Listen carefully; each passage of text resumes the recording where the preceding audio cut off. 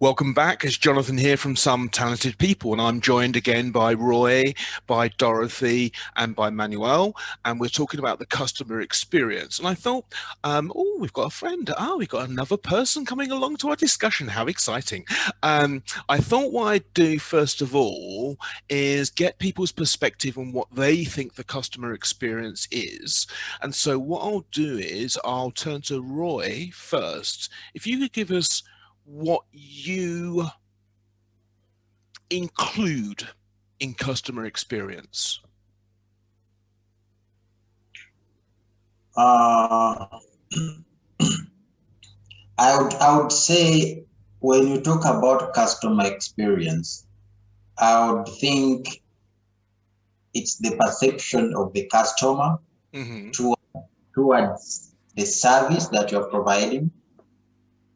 So what do they perceive towards your service that you provided? What's their opinion? What are their views? What do they have to say about whatever you are offering to them? And how does it meet their expectations? How does it meet their needs? And how does it, meet their satisfy them as they had thought. So overall, I would think it's their perceptions towards whatever you're offering and what they view, whether it has met their expectation or not. So I understand and agree with the way you framed that. What I'm looking for is a personal example of what you expect. I'll give you for example. So I went to Thailand 10 years ago, something like that. Now I can only use my left hand, my right arm and hand is paralyzed. So I'd go up for breakfast in the morning in this hotel, and the woman put the teacup with the handle on the left side, and she put my drink on my left hand side. So within a day or two, she made that extra thing. Now I don't know what the rates were, I can't remember, but I gave her a tip at the end of the holiday there that was equivalent to 2 days' pay, because the fact that she did that and cared enough about my specific situation and accounted for it, I went, yeah, you're someone I want to do business with. So what's that like for you? Perhaps what I could remember, I went to Australia. I think in January before the COVID situation. So the hotel where I was, when I went for breakfast in the morning, the waitress, I was lining up to sort of get my tea and so on. So what the waitress did is to tap on me and signaled me to go and have a seat. So I went to sit, and she actually she served me where I was seated.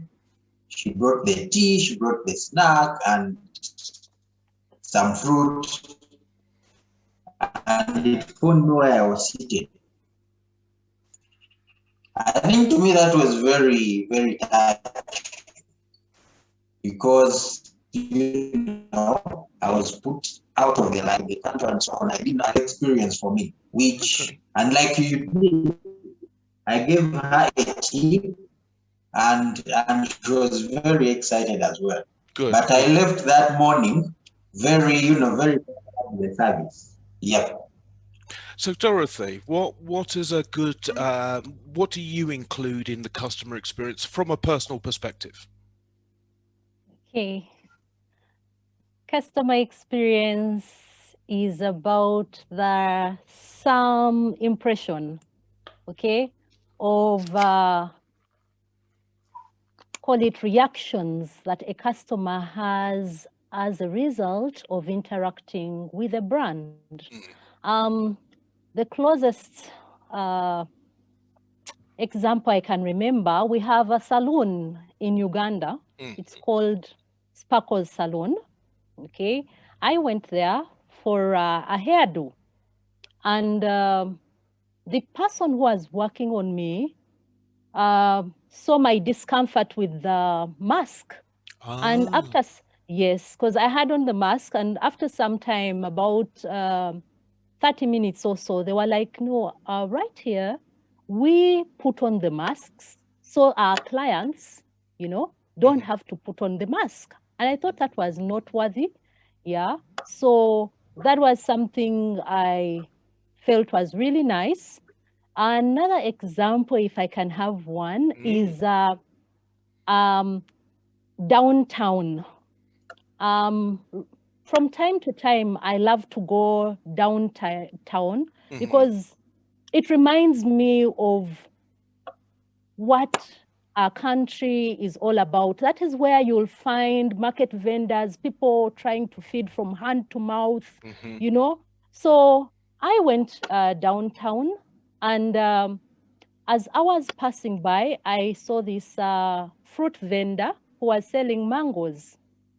So fast forward, I gave her the equivalence of $1 for 8 mangoes. And when I did so, she gave me 2 extra mangoes, And she was like, she thanked me. She was so polite. And she's like, please come back. I would love to have customers like you, because she was so happy that I took. To her, those were a lot of mangoes. Right. So she gave me 2 extra mangoes. And feeling for her, I was like, look at this lady. She must be going through a lot, but she can also give me these 2 extra. So what I did, I got another $1. That's around 3,500, 700 Uganda shillings, and gave it to her. And I told her, one good turn deserves another. So she was overjoyed because she couldn't believe that she has got $2 where she just did something out of her skin. So I felt nice. So Manuel, do you have an example? So it's customer experience. So from your point of view, what's important to you? You're muted. The irony isn't lost on me. Oh! Sorry. That's all right. To understand the needs of the customer. In my experience, it happened as in all countries around the world. When COVID started, and nobody wanted to go to the supermarket to get their groceries and so on. So when they were allowed, or they have new ways of getting your groceries at home, a lot of the business started to do in that way. Unfortunately, not everybody understand what was the exact way to do it. For instance, some have a very good service, but some don't, because they gave you like fruit as mangoes, like Dorothy was telling, but they were awful. They were almost uneatable. Really? Yeah. So in the end, when you expect a fruit, for instance, you expect that fruit is okay to eat, not well enough to eat it. Let's say some fruits you have to wait 2-3 days to be at the best time. No, these fruits were over those 3 days. So in the end, when you do not see the basics, the essential of eating fruit, as an example, as Dorothy was telling, of being, let's say, 1 or 2 days away to eat it with the best of their flavor, that's fine. But when it's opposite, when you pass that point of no return, it's awful. So in the end, it's common sense that is the least of the senses that human beings has, to have some common sense. Indeed. Well, look, I'll tell you what, we're going to go out for a quick break now, but we'll be back again shortly after this. So we'll hopefully get some input on COVID-19. See you soon. See you tomorrow. Thanks a lot for watching. Hey, shut up. No, you shut up. No, you shut up. You shut up. You're the one talking. Well, there's no one else here. Look, everybody, just shut up!